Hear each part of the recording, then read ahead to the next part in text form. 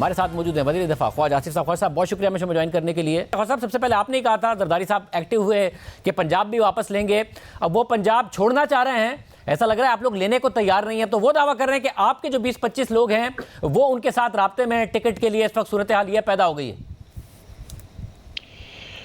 बिस्मिल्लाहिर्रहमानिर्रहीम। मैंने जो है पिछले 7-8 महीने का जो दावे हैं, जब से अज़्म एतमाद की तहरीक की तैयारियां शुरू हुई तो इमरान खान साहब ने बहुत से दावे किए हैं। अल्लाह की मेहरबानी है, उस अल्लाह का निज़ाम जो है उसमें उसने ये चीज़ जो है बंदों के हाथ में नहीं रखी हुई।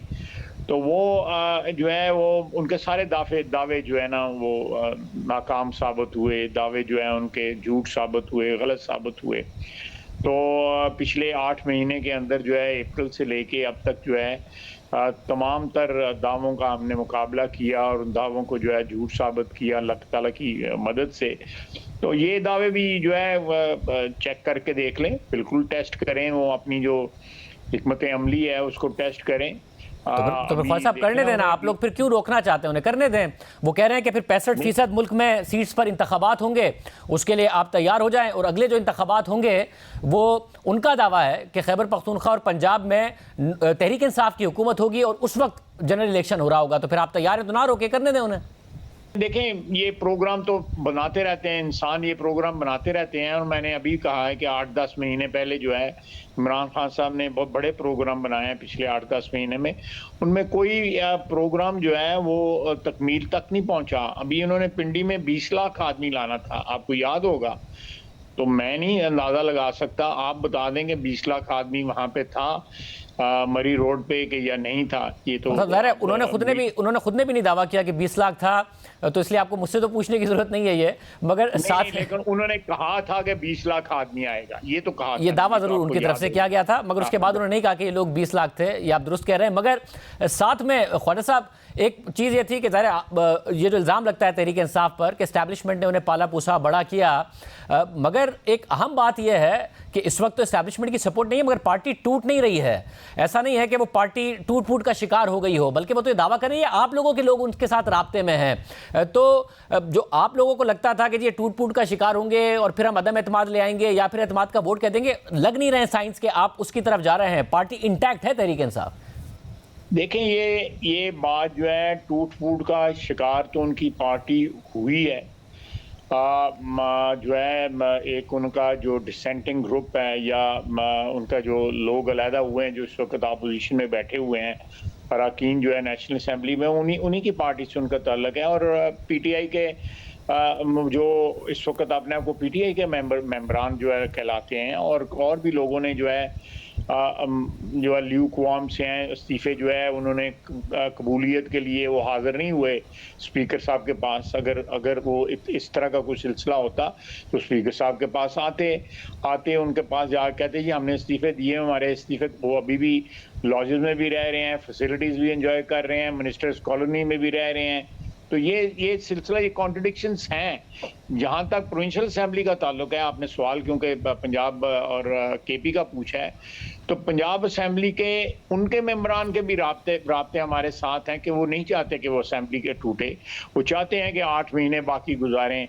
वो चाहते हैं कि जो फैसिलिटीज़ जो हैं उनसे छीनी ना जाएं।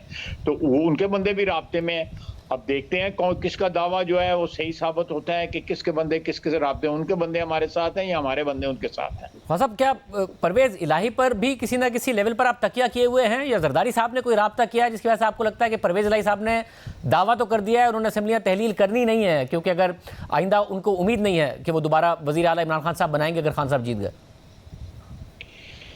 देखें, ये मैं इस वक्त सियासी सिचुएशन जो है वो बड़ी फ्लूइड है।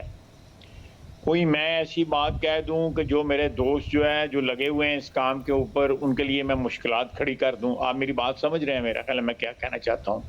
तो इसलिए इस पे मेरे लिए कमेंट ना लीजिए कि परवेज इलाही साहब का क्या प्रोग्राम है या उनकी क्या स्कीम ऑफ जो होती है सियासत में वो क्या है। तो मेरा ख्याल है कि मैं इस पे कमेंट जो है ना अपने अपने पास में रखूं। कम से कम इतना बता दें, आपके यहाँ फ्लेक्सिबिलिटी पैदा हो गई है क्या परवेज इलाही साहब के लिए आगे की स्कीम ऑफ थिंग्स में? मैं आपको बिल्कुल ऑनेस्टली बताता हूं कि मेरी एक्सपर्टीज नहीं है पार्टियों के साथ जो है नेगोशिएट करना या आनियां जानियां जो है उनको मैनेज करना। पिछली दफा आप ही ने किया था, जो दुआ हुई थी आपके सामने हुई थी ना परवेज इलाही साहब की, जब वो मुकर गए। उसका नतीजा क्या निकला? अगर मैं एक्सपर्ट होता इस चीज में तो परवेज इलाही साहब ना जाते ना। तो मेरा उनके साथ एक ज़ाती ताल्लुक है। कल मेरी उनके साथ मुलाकात भी हुई थी, कमांड की जो चेंज का फंक्शन था उसके ऊपर मुलाकात भी हुई थी। मैंने न्याज़मंदी के साथ उनके साथ सलाम दुआ भी ली थी। ज़ाती ताल्लुकात अपनी जगह, सियासत उनकी अपनी सियासत है, मेरी अपनी सियासत है। तो ख्वाजा साहब, इस वाले मामले के लिए आप तैयार हैं फिर कि सूबों में पहले इलेक्शन हो जाए, 2 सूबों में, और एक ऐसा सिस्टम बन जाए? क्योंकि अभी अगर जल्दी हो जाएंगे तो फिर आइंदा इंतखाबात में इसी तरीके से हुआ करेगा कि पंजाब और खैबर पख्तूनख्वा में पहले हो रहे होंगे क्योंकि उनकी असेंबलियां पहले मुद्दत पूरी करेंगी। और मुमकिन तौर पर अगर पीटीआई की हुकूमत बन जाती है तो आप जो इलेक्शन लड़ेंगे वो तहरीक इंसाफ के तहत लड़ रहे होंगे, सूबों में उनकी हुकूमत होगी। जी बिल्कुल, आप दुरुस्त फरमा रहे हैं। ये कॉन्स्टिट्यूशनल एक अनोमली है जो क्रिएट हो जाएगी। जो कॉन्स्टिट्यूशन फ्रेम बनाने वाले थे, जो उसके बानी थे कॉन्स्टिट्यूशन, उन्होंने परहैप्स जितने भी इसके लिए सेफ्टी वॉल्व रखे थे कि ये सिचुएशन अराइज ना हो, क्योंकि ये चारों सूबों और मरकज़ में असेंबली के इकट्ठे होने और उसके साथ जो है ये इंटरिम गवर्नमेंट्स का जो सिलसिला था, ये सारा इसलिए रखा था कि हमारे इंतखाबात में जो है हमेशा स्वाय 1970 का एक इंतखाब था जिसको हमने कबूल नहीं किया था क्योंकि वो ईमानदारी के साथ हुआ था। धांधली वाले इंतखाबात हम कबूल कर लेते हैं, दूसरे नहीं करते, तो मुल्क तोड़ देते हैं लेकिन करते नहीं हैं। तो ये उस चीज़ को जो है प्रिवेंट करने के लिए जो है ये चीज़ रखी गई थी।